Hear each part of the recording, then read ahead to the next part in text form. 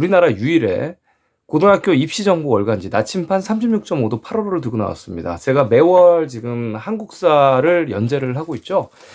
저기 나침반 36.5 사장님과 함께 공동 지금 협작을 하고 있습니다. 6월호부터 시작을 했었고요. 6월호에는 수나라의 대운하 과연 진짜인가 해서 이렇게 38년간 존속한 유목민 수나라가 과연 이렇게 긴 운하를 건설할 수 있을까, 고구려와 싸우면서 해서 합리적인 의심, 자 여러 가지 사료를 통해서 연재를 했었고요. 자 그리고 7월호에서는 우리나라 제 울릉도, 그러니까 이사부가 정벌한 우상국이 과연 울릉도냐, 신라시대 고려시대 우상국이 과연 지금의 울릉도냐 한번 알아보는 시간을 가졌습니다. 다 영상에서 여러분들 다 봤었고요. 이제 고등학생 아이들, 좀 빠르면 중학생 아이들까지 이 잡지를 통해서, 이 정보지를 통해서 많이 생각하는 시간을 갖게 됐죠. 자, 이번 이제 8월호에는 자, 세 번째 시간이죠. 8월호에는 이제 신라 과연 대륙에 본토가 있었나? 장보고의 청해진이 중국 청도, 칭다오, 산동반도 그 오른쪽에 과연 있었나? 자, 그런 글입니다. 그래서 글을 제가 한번 이렇게 또 다른 페이지를 할애해서 연재를 했는데 좀 읽어드릴게요. 우리나라 어디에도 장보고의 고향은 없습니다. 이렇게 나오죠. 그래서 여러 사서와 현재 발견된 장보고와 관련된 내용들을 통해서 신라의 위치와 장보고의 활동 위치를 한번 비교해 보시기 바랍니다. 현재 우리나라 완도는 항구가 아닌 작은 어촌에 불과한데요. 그 당시에 유명한 항구였다면 지금은 부산항보다 더 커야 되지 않을까요? 완도가 청해진이란 것은 추론과 비판적인 사고가 너무 부족합니다. 자, 청해진이 어디여야 가장 합리적인 추론일까요? 해서 여기 책보고 유튜버 시민역사연구가에서 글을 제가 써서 책에 월간지에 나왔습니다. 자, 보시면 이제 원문 위주로 삼국 사기 위주로 실어놨고요. 아버지와 할아버지 장보고의 고향이 어딘지 모르겠다, 이렇게 조선시대에 쓰여진 삼국사기는 모른다고 해놨죠.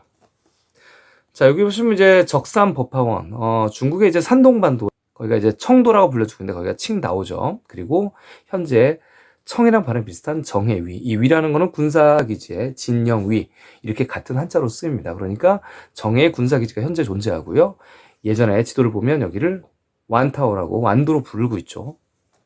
자, 이 적산법화원은 지금 현재 중국 산동반도의 장보고의 사당을, 이렇게 적산법화원을 만들어 놓고 장보고를 기리고 있는 곳이고요. 이 위치에 있습니다. 옛일의 입당구법 순례행기를 보면 이 적산법화원은 딱 하나밖에 존재하지 않아야 돼요. 한국에 지금 전라도에 있는 완도에는 적산법화사라고 홍보를 하고 있죠. 적산법화원 한 개밖에 존재하지 않아야 됩니다. 그렇다면 청해진은 과연 어디일까? 자, 이렇게 글들을 여러분들 읽으실 수가 있고요. 현재 완도는 지금 갯벌이고, 지금 칭다오라고 불리는 곳에 있는 이제 산동성의 청도 인구는 1000만 명이고요.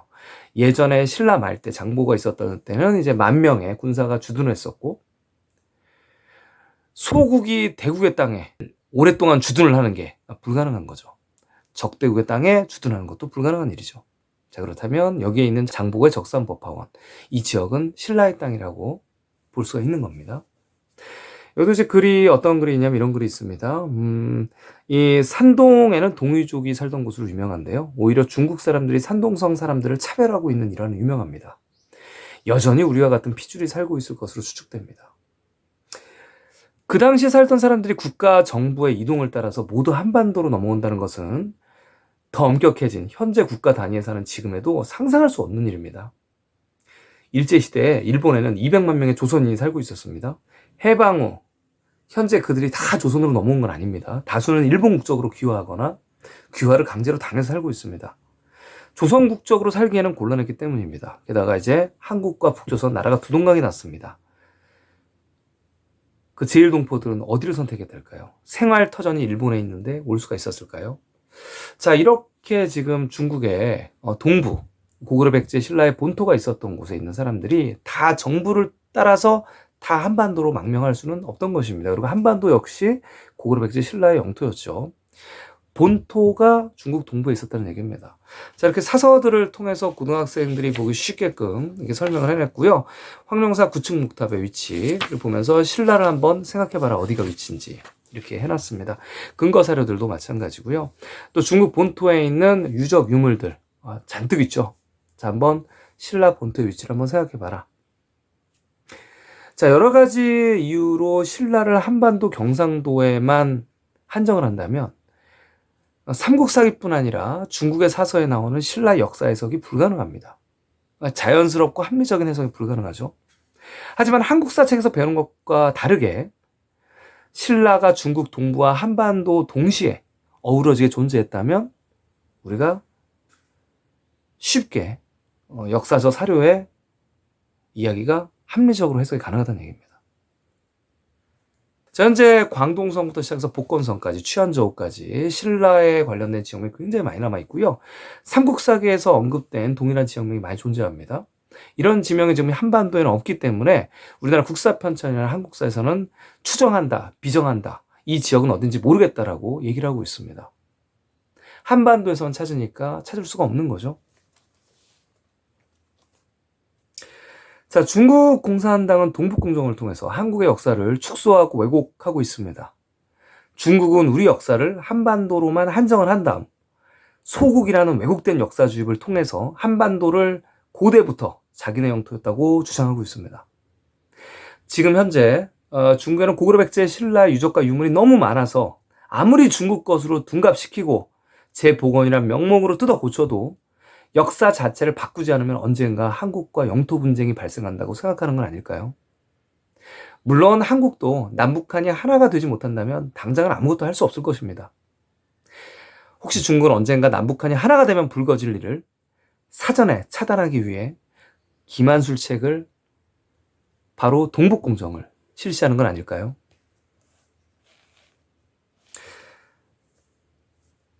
자, 역사의 왜곡은 돌고 돌아 언젠가는 제자리로 찾아가는 것일까요? 하지만 아무런 노력도 하지 않는다면 그렇게 될 리가 없습니다. 수업 시간 탐구주제 발표를 통해서 한국사 데이터베이스, 국사편찬원에서 제공하는 이 원문 자료들을 통해서 더 알아보고, 그러니까 교과서에 있는 내용만 알아보지 마시고 이 데이터에 있는 원서 내용을 알아보고 또 분석하고 자신의 비판적인 사고력을 증명해 보시기 바랍니다. 해서 이번 8월호죠. 이 8월호에는 고등학생들이 신라 본토가 어디였는지 알아보는 글을 연재하게 되었습니다. 자, 현재 지금 매월 고등학교 입시정보 전문지 나침반 36.5 여기 보면 이제 수능에 관련된 각종 대학교 입시 정보 그리고 또 학교들 정보 또 논술을 위한 여러 가지 생각해 볼 수 있는 고급 내용들이 연재가 되고 있습니다. 여러분 주변에 중고등학생 자녀가 있는 분, 또 친척들이 있는 사람들에게 하나씩 선물하면 참 좋을 책으로 보고 있고요. 우리 나침반 36.5 사장님과 함께 책 보고 왜곡된 한국사의 복원을 위해서 우리 아이들의 논리적 사고를 위해서 계속 힘차게 달려가겠습니다. 감사합니다. 책 보고 있습니다.